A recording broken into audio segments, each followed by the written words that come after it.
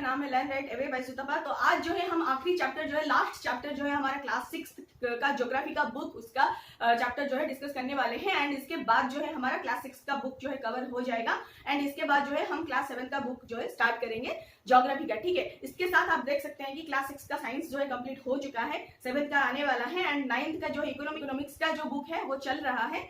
And उसके साथ साथ दूसरा जो बुक्स भी होगा वो भी मैं स्टार्ट करने वाली हूँ। तो देखते रहिए, बने रहिए चैनल के साथ, अंत तक वीडियोस अच्छी तरह से देखिए।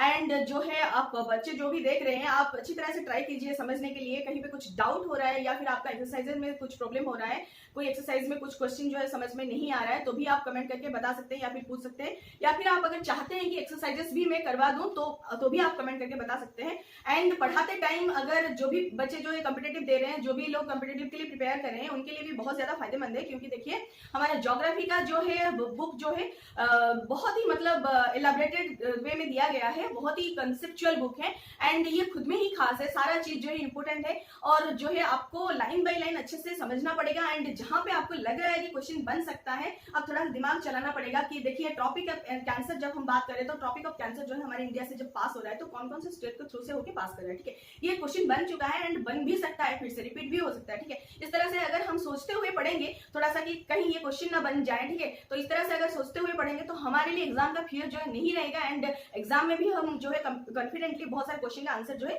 दे पाएंगे। हमारा माइंड जो है पहले से ही पढ़ाई के टाइम से ही जो है एग्जाम ओरिएंटेड प्रिपेयर होने लगेगा, ठीक है। तो उस तरह से भी जब मैं पढ़ाती रहूंगी, उस तरह से अगर कोई क्वेश्चन मुझे लगेगा कि ये प्रोबेबल क्वेश्चन बन सकता है तो भी मैं बताती हुई जाऊंगी, ठीक है। तो इसके लिए आपको क्या करना है, बस वीडियो को अंत तक अच्छे से देखना है एंड समझना है। अगर कहीं पे आपको इंपोर्टेंट लग रहा है तो जो कॉम्पिटेटिव दे रहे हैं उनके लिए नोट्स बनाना है, उनको थोड़ा सा नोट कर लेना है। एंड जो बच्चे देख रहे हैं उनको बुक में चाहे आप अंडरलाइन कर सकते हैं या फिर आपको अगर नोट्स बनाना है तो भी आप बना सकते हो, ठीक है। तो चलिए स्टार्ट करते हैं आज का लेसन।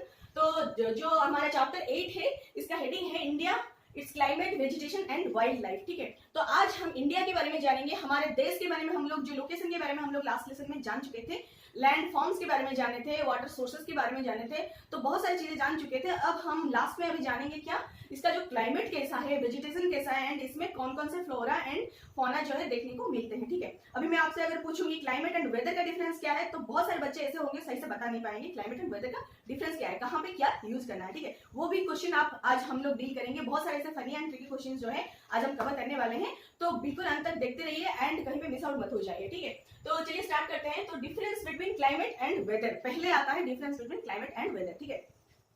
तो बेसिक डिफरेंस हमारा क्लाइमेट एंड वेदर में क्या हो सकता है, तो वेदर जो है बता सकते हैं कि आज का दिन का अगर आप बताने जा रहे हो, ठीक है, तो उसको हम लोग क्या बोलेंगे, एक शॉर्ट ड्यूरेशन टाइम के लिए अगर आप बताने जा रहे हो कि आपका टेम्परेचर क्या है, आपका रेनफॉल कैसा रहा है, आपको कोल्ड कितना फील हो रहा है या फिर सनशाइन कितना है, ये सब अगर आप शॉर्ट ड्यूरेशन के लिए बता रहे हो तो आप उसको वेदर बोलेंगे, ठीक है। अगर हम लोग इसको एक लॉन्ग ड्यूरेशन के लिए सोचेंगे, मतलब ईयर आफ्टर ईयर अगर हम लोग इसको काउंट कर रहे हैं या फिर बहुत ही बड़े ड्यूरेशन के लिए अगर हम लोग इसको काउंट कर रहे हैं तो हम लोग इसको बोलेंगे क्लाइमेट, ठीक है। तो एक पर्टिकुलर एरिया का एक शॉर्ट ड्यूरेशन का अगर हम लोग टेम्परेचर या फिर सनशाइन या फिर रेनफॉल कुछ भी देख रहे हैं शॉर्ट ड्यूरेशन के लिए, तो उसको हम लोग बोलेंगे वेदर। एंड एक लॉन्ग ड्यूरेशन के लिए अगर हम सारा वेदर का कंडीशन जो है कंसिडर करते हुए जाएंगे, लॉन्ग ड्यूरेशन के बाद हमें क्या मिलेगा, क्लाइमेट, ठीक है। तो क्लाइमेट जो है लॉन्ग ड्यूरेशन में पाए जाते हैं एंड वेदर जो है शॉर्ट ड्यूरेशन के लिए होते हैं, ठीक है। तो अगर कोई आपको पूछता है कि आज का क्लाइमेट क्या है, आज का क्लाइमेट नहीं होगा, ठीक है, आज का वेदर क्या है।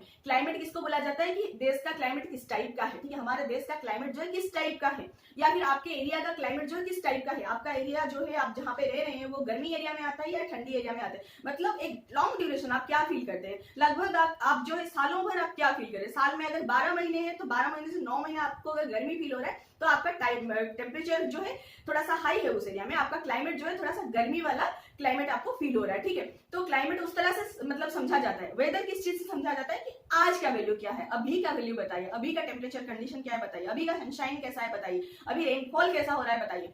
तो अभी का या फिर आज का इस थोड़े से ड्यूरेशन का अगर हम लोग काउंट करेंगे तो उसको हम लोग बोलेंगे वेदर, ठीक है। अच्छे से याद रख लीजिए। फिर आता है मेजर सीजन इन इंडिया। हमारे इंडिया में ऐसे कौन कौन से मेजर सीजन जो है हम फील करते हैं और कब से कब तक, ठीक है, इसको थोड़ा सा देखेंगे। पहला जो है हमें विंटर फील होता है, कब से कब तक, दिसंबर से फरवरी तक हमें जो है विंटर फील होता है इंडिया में, ठीक है। फिर जो है समर कहां से कहां तक, मार्च से मई तक जो है हमें समर सीजन का फील होता है। फिर रेनी सीजन जो है या फिर साउथ वेस्ट मानसून सीजन जो है हमें कब से कब तक फील होता है, जून से सितंबर तक फिर होता है, ठीक है। फिर retreating monsoon means south west जो मानसून आ रहा है वो जहां पे बारिश करना होता है करते हुए आगे आगे बढ़ता हुआ जाता है। जब वो वापस आता है फिर वापस आते हुए भी कहीं कहीं एरिया में जो है वो बारिश करने लगता है, तो हम लोग उसको क्या बोलते हैं, रिट्रीटिंग मानसून, ठीक है। तो रिट्रीटिंग मानसून सीजन जो होता है अक्टूबर से नवंबर तक होता है, इसको हम लोग ऑटम सीजन भी बोलते हैं, ठीक है। तो इस तरह से हमें जनरली 4 सीजन जो है इंडिया में फील होता है और एक एक करके हम लोग थोड़ा सा डिस्कस कर लेंगे। उससे पहले हम जानेंगे कि जो मानसून वर्ड है एक्चुअली आया कहां से है, ठीक है। मानसून वर्ड जो है ये एक अरबिक वर्ड जो है मौसम, उससे आया है मानसून, ठीक है। अच्छे से याद रख लीजिए, बिट क्वेश्चन हो सकता है, शॉर्ट क्वेश्चन में पूछे जा सकते हैं, बच्चों के लिए भी, कॉम्पिटिटिव एग्जाम जो प्रिपेयर कर रहे हैं उनके लिए भी इक्वली इंपोर्टेंट है, ठीक है। फिर हम देखेंगे कि क्लाइमेट को क्या क्या इफेक्ट करता है, ऐसा कौन कौन सा फैक्टर है जो कि हमारे क्लाइमेट को इफेक्ट करेगा, वेदर को नहीं क्लाइमेट को इफेक्ट करेगा, ठीक है। लॉन्ग ड्यूरेशन में हमारे जो है क्लाइमेट का जो कंडीशन है उसको चेंज कर देगा। कौन कौन सा फैक्टर है देखते हैं। लोकेशन जो है, हमारा एरिया का लोकेशन जो है वो क्लाइमेट को वेरी करा सकता है, ठीक है, डिफरेंट करा सकता है। एल्टीट्यूड जो है वो भी वेरी करा सकता है। फिर distance from sea and relief, ठीक है।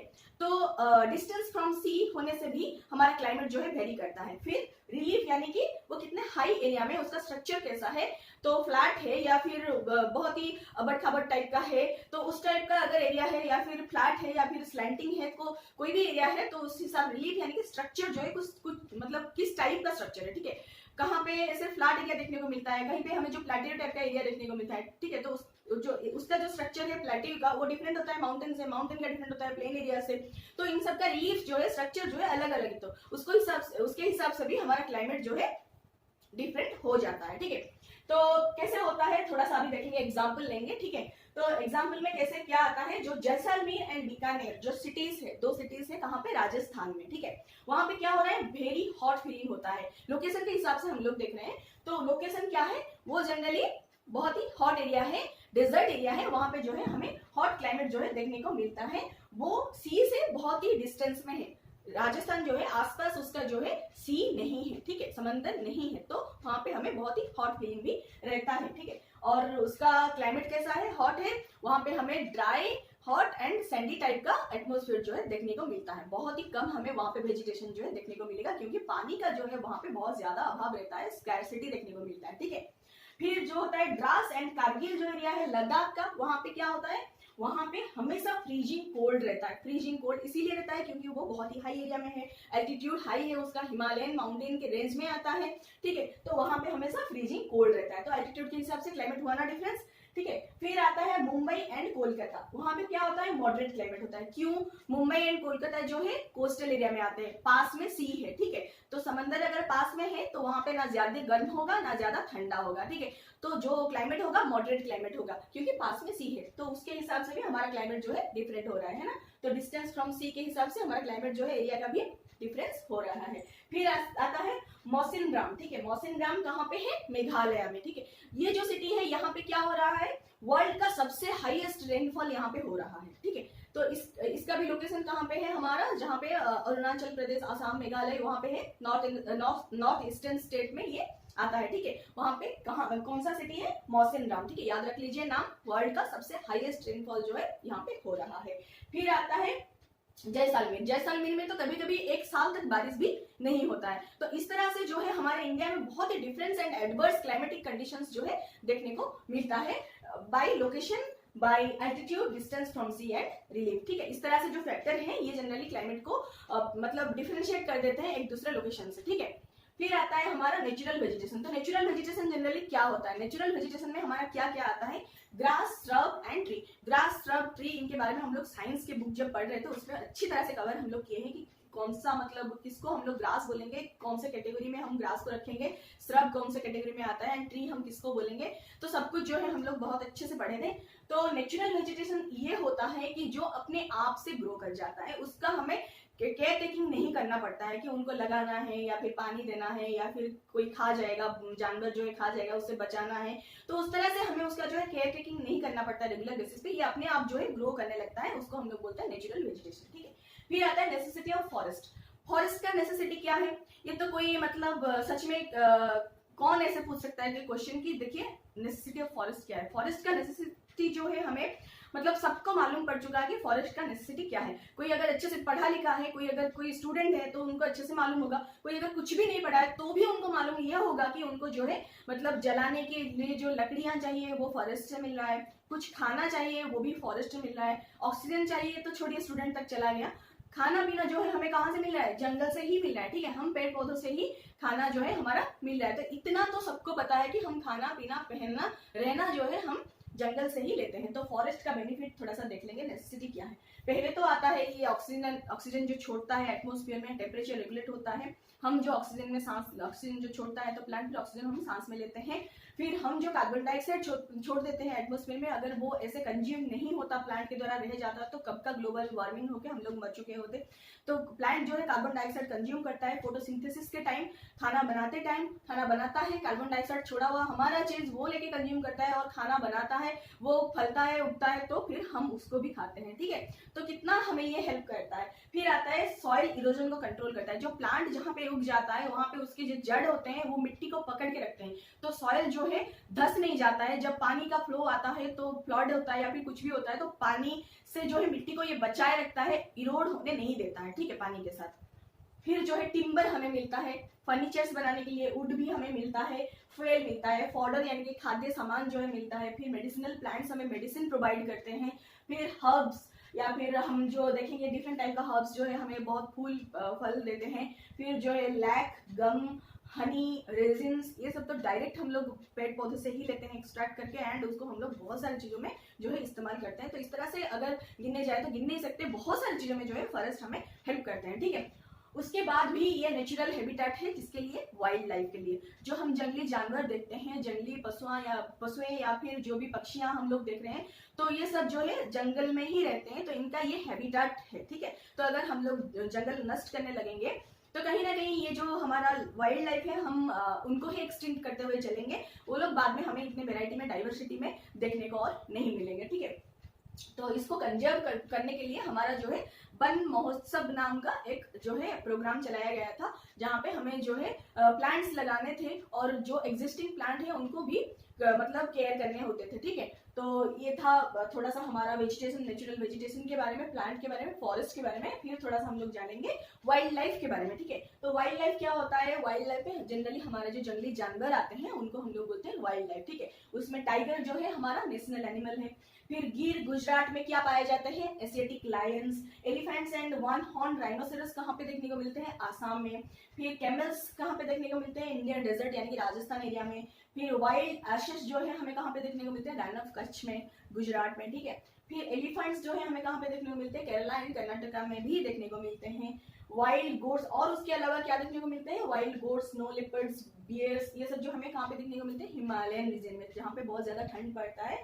ये जो है बहुत ज्यादा इनके ऊपर बॉडी के ऊपर फर रहता है, एंड ये बहुत ही मतलब मोटा सा ये प्राणी रहते हैं। इनके अंदर जो है बॉडी में भी बहुत सारे मतलब हीट को रिजर्व रखने के लिए चर्बियां होती है, एंड फर जो है उनको जो है कवर करके रखता है, तो ठंड से ये खुद को बचा पाते हैं। इनके बारे में भी बहुत सारे चीजें जो है हम लोग डिस्कस किए थे, साइंस वाले बुक में ही डिस्कस किए थे, ठीक है। तो आप जाके वहां पे विजिट करके देख सकते हैं। फिर हम और भी क्या देखते हैं वाइल्ड एनिमल्स में, मंकी देखते हैं, ओल्फ, जैकल, नीलगाई, चीता, ये सब जो है वाइल्ड एनिमल्स में या फिर वाइल्ड लाइफ में हम लोगों को देखने को मिलता है, ठीक है। आजकल जो है बहुत ही इनका जो है नंबर जो है कम होता जा रहा है, पॉपुलेशन कम होता जा रहा है, एंड इनका जो है पोचिंग किया जाता है, इनको जो है सप्लाई किया जाता है दूसरे कंट्रीज में, जो कि हमारे लुटेरे होते हैं वो लोग पोचिंग करके ले जाते हैं।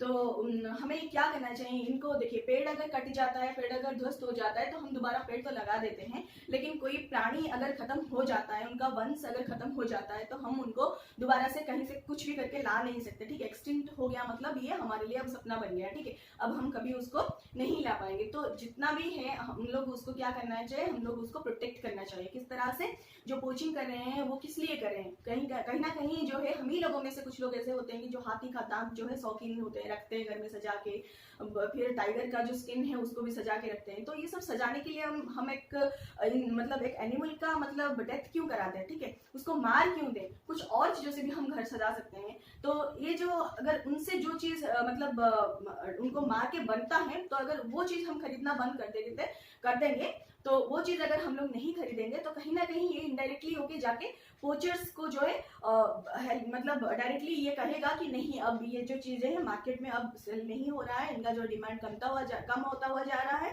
तो इनको अभी और मारने की जरूरत नहीं है। ठीक है, तो इस तरह से जो है हम इनडायरेक्टली भी ये कर सकते हैं। और दूसरी तरह क्या है, जो हम जंगल जो है काट रहे हैं आजकल, बहुत केयरलेसली जो है हम जंगल को साफ कर रहे हैं हमारे खुद के रिक्वायरमेंट के लिए। हमारा जो है बेसिक नेसेसिटी तो हमारा कब का कंप्लीट हो चुका होता है, फिर भी हम लोग जो खुद मतलब जो अपना दूसरा जो नेसेसिटीज दिखाने के लिए कहीं ना कहीं जो हम लोग बढ़ाते जाते हैं, हमारा नेसेसिटीज खुद से बढ़ाने जाते हैं, तो उससे कहीं ना कहीं ये होता है कि हमारा जो फॉरेस्ट है कटता जाता है। ठीक है, तो अगर फॉरेस्ट जो है कटता जाता है तो वाइल्ड लाइफ का हैबिटेट जो है कटता हुआ जा रहा है, तो अपने आप वो भी मर रहे हैं, खाना पीना उनको जो है नहीं मिल पा रहा है। ठीक है, तो हमें दोनों चीजें करनी चाहिए। एक तो एनिमल से जो चीज डायरेक्ट एक्सट्रैक्ट होके आ रहा है उनको जो है प्रिवेंट करना चाहिए, नहीं लेना चाहिए, इस्तेमाल नहीं करना चाहिए। एंड दूसरा है फॉरेस्ट को सुरक्षा भी देना चाहिए, फॉरेस्ट बचाना चाहिए। ठीक है, फिर आता है बर्ड्स। बर्ड्स में क्या है, पहला तो है पिकक जो हमारा नेशनल बर्ड है, फिर आता है अदर्स जैसे कि पैरोट्स, पिजन्स, मीना, फिर हमारा बुलबुल, फिर डक। तो इस तरह से हमें बहुत सारे ऐसे बर्ड्स देखने को मिलता है। बर्ड्स के प्रिजर्वेशन के लिए बर्ड सेंचुरीज भी बनाए गए हैं।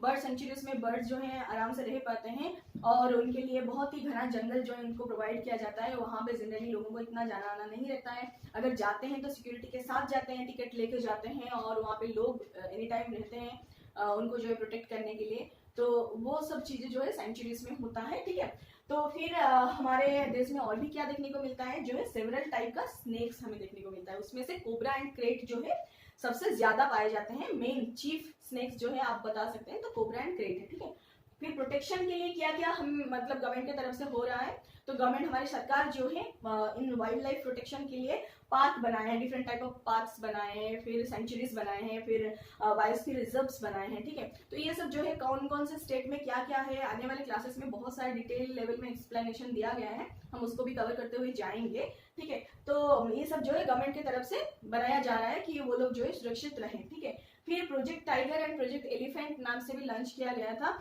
टाइगर एंड एलिफेंट का जब नंबर जो है बहुत ज्यादा कम होने लगा तो उनके लिए project tiger and project elephant जो है लॉन्च किया गया। उनसे जो है मतलब उनको थोड़ा ज्यादा जो है प्रोटेक्शन दिया गया एंड पोचर्स को जनरली जो है फाइंड आउट करने की कोशिश किया गया एंड जो भी पोचिंग कर रहे थे उनको बहुत सारे जुर्माना या फिर आप ऐसे मान सकते हैं कि उनको जो है फाइन्स लगाया गया या एंड जो है उसको जेल भी हुआ। ठीक है, तो इस तरह से जो है हमारे जो कानूनन जो भी प्रोसीजर्स होते हैं उनके हिसाब से जो है उनको पनिशमेंट दिया जाता है एंड वाइल्ड लाइफ को जो है प्रोटेक्ट किया जाता है। किसके थ्रू से, हमारा जो project tiger and project elephant जो आया है उसके थ्रू से। ठीक है, फिर जो है वाइल्ड लाइफ वीक हम लोग सेलिब्रेट करते हैं कब, अक्टूबर का जो फर्स्ट वीक होता है उसको हम लोग वाइल्ड लाइफ वीक के हिसाब से सेलिब्रेट करते हैं। ठीक है, फिर माइग्रेटरी बर्ड्स। माइग्रेटरी बर्ड्स क्या होते हैं, जो बर्ड्स बहुत दूर से हमारे देश तक उड़ के आते हैं किसी एक सीजन में। ठीक है, जब जनरली बहुत ठंड पड़ता है बाहर वाले देश में, साइबेरिया जैसे देश में या फिर आर्कटिक रीजन में जहाँ पे कि बर्ड्स जो है रह नहीं पाते हैं ठंड के वजह से, तो वो लोग क्या होते हैं इतने दूर से 8000 किलोमीटर के दूर से हमारे इंडिया में जो है उड़ उड़ के आते हैं, तो उनको हम लोग बोलते हैं माइग्रेटरी बर्ड्स। उसमें क्या क्या आते हैं, मतलब नाम थोड़ा सा देखेंगे कि pintail duck, curlews, flamingos, osprey, little stint migrate. तो ये सब जो बर्ड्स है जनरली बहुत दूर से आते हैं, आर्कटिक रीजन से हमारे देश तक आते हैं। और इसमें से जो लिटिल स्टिंट माइग्रेट जो है ये बर्ड जो है बहुत ही छोटा है, इसका वेट आप देखेंगे तो 15 ग्राम का ही आता है ये बर्ड। तो इसमें से जो है लिटिल स्टिंट माइग्रेट जो है 15 ग्राम वेट है उसका, बहुत ही छोटा सा जो एक बर्ड है, वो भी इतने दूर से 8000 किलोमीटर दूर से जो है हमारे देश में आता है एंड जो है कुछ एक सीजन के लिए वहाँ पे बहुत ज्यादा ठंड की वजह से वो रह नहीं पाते तो हमारे देश में आते हैं। बहुत ही इंटरेस्टिंग है, बहुत ही मतलब अच्छा लग रहा है सुनने के लिए। तो हक बनता है हमारा कि उनको हम लोग प्रोटेक्ट करें। ठीक है, तो आशा करती हूँ आप सबको अच्छा लग रहा होगा ये सब जान के। अगर आपको अच्छा लग रहा है तो लाइक शेयर एंड सब्सक्राइब जरूर कर लें एंड इसके साथ जो है हमारा ये लेसन जो है कंप्लीट होता है एंड ये बुक भी कंप्लीट हो रहा है। और इसके बाद जो है हमारा state and it's union territories and इसका जो कैपिटल जो है दिया गया है, आप चाहे तो इसको रट सकते हैं या फिर आप चाहते हैं कि मैं ही उसको बता दूं तो आप कमेंट करके बता दीजिए, मैं बता दूंगी। ठीक है, तो thank you so much and नमस्ते।